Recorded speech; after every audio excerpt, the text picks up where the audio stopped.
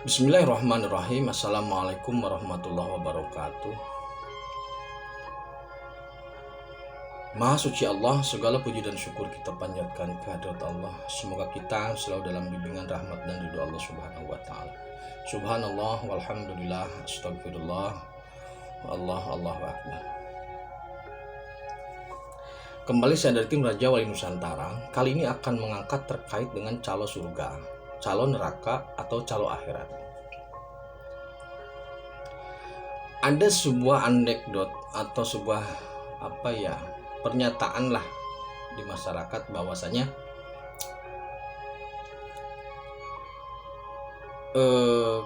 orang yang berhak atau orang yang pantas untuk memberikan ceramah atau wejangan pada saat resepsi pernikahan itu sebaiknya seseorang yang sudah pernah menikah. Itu logis. Jadi tahu orang yang sudah menikah memberikan wejangan kepada orang yang dalam proses pernikahan atau dalam resepsi, itu logis. Jadi tidak diraba-raba, maksudnya tidak diraba, tidak berdasarkan dokumen, tapi memang berdasarkan pengalaman. Makanya biasanya kalau yang memberikan wejangan atau ceramah atau dakwah pada saat pernikahan atau resepsi itu ustadznya atau tokohnya itu sudah menikah.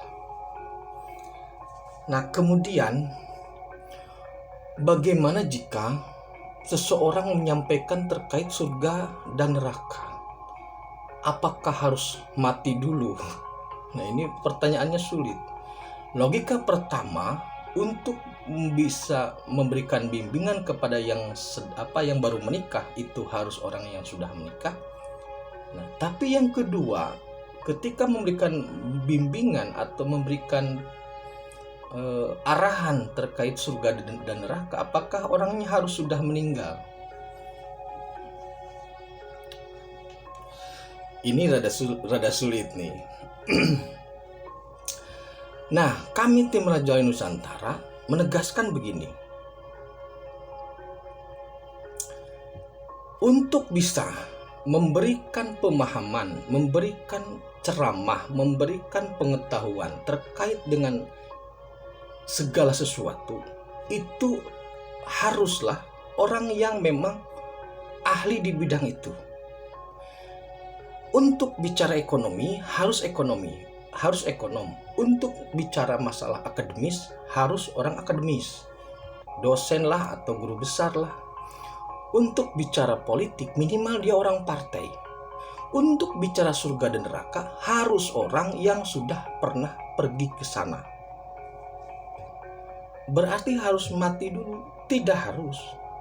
Karena dalam konsepsi Jawa ada istilah mati sajroning urip. Jadi dalam tarekat atau dalam lelaku tirakat orang Jawa, menembus dunia seperti itu adalah hal yang biasa. Maka dari sejak awal saya sudah sampaikan bahwasanya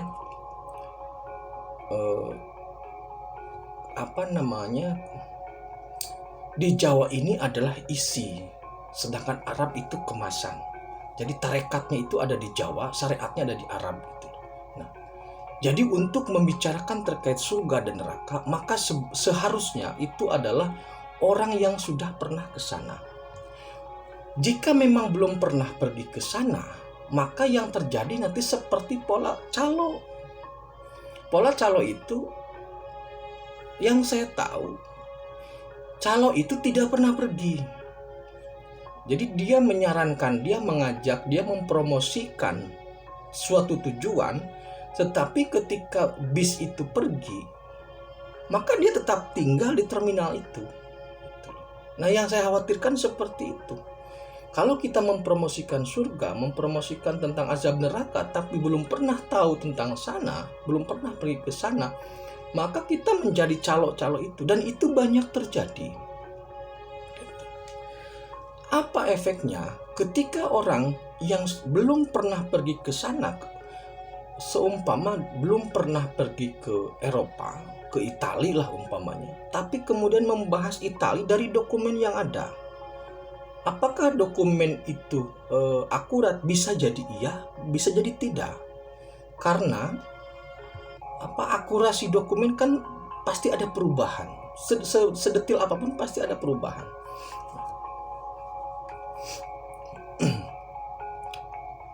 Pernyataan yang baru-baru ini sempat ramai ya, terkait dengan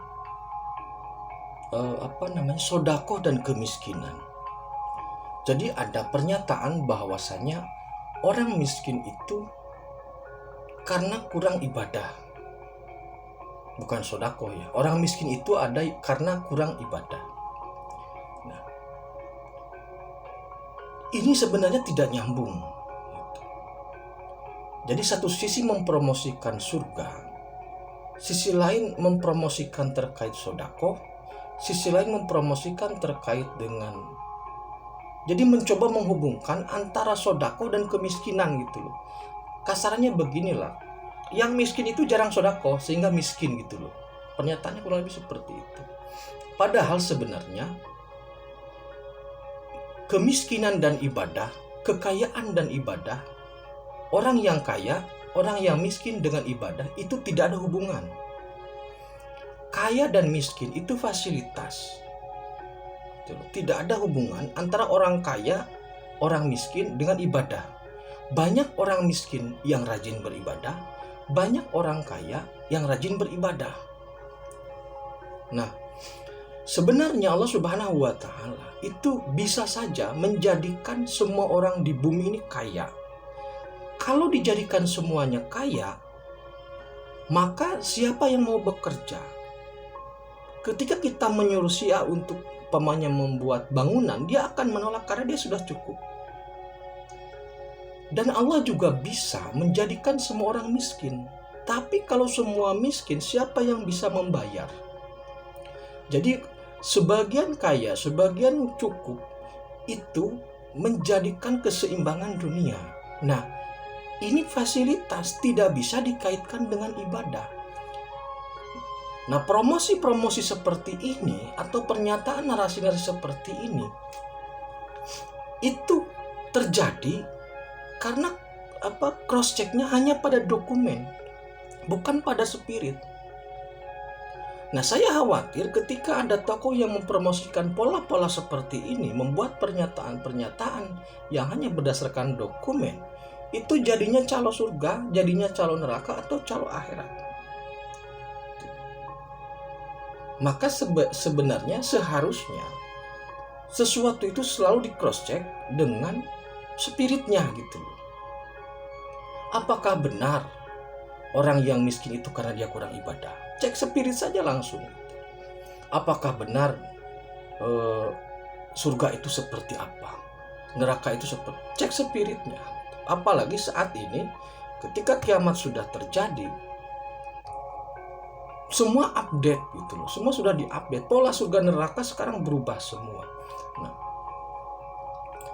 jadi dalam hal ini untuk mengcounter ya, jangan sampai ada klaim bahwasanya satu pihak itu satu pihak itu mengklaim diri lah, mengklaim sebagai pemegang kunci surga gitu loh. Atau seolah-olah kebenaran tentang surga dan neraka itu ada pada pernyataan-pernyataan itu gitu. Seolah-olah ibadah ini, sodako ini itu merupakan jalan mutlak ke surga. Jadi seolah-olah bahwasanya narasi yang keluar dari tokoh tertentu itu, dari si A atau si B itu, menjadi sebuah kebenaran mutlak terkait dengan surga ataupun neraka. Al-Quran itu benar, mutlak benarnya, tidak perlu diperdebatkan. Nah, yang relatif adalah tafsirnya. Nah, untuk meng-cross-check terkait dengan isi Al-Quran, maka seharusnya cross-check langsung ke pembuatnya, cross-check spirit gitu. Sehingga apa yang Allah kehendaki terkait tafsirnya itu mutlak benarnya. Jadi jangan sampai kita menjual surga atau menakut-nakuti dengan neraka padahal belum pernah ke sana. Akibatnya apa? Narasi yang kita keluarkan terkait ibadah, terkait keyakinan dan sebagainya itu menjadi narasi kosong yang tidak ada nilai dan tidak terkait dengan dengan tujuannya gitu. Begitu. Demikian terkait calon surga. Semoga kita terhindar dari calon-calon surga ya. Jadi selamat, langsung ke agen aja. Terima kasih, tetap beriman dan beramal soleh. Akhirul kalam. Assalamualaikum warahmatullahi wabarakatuh.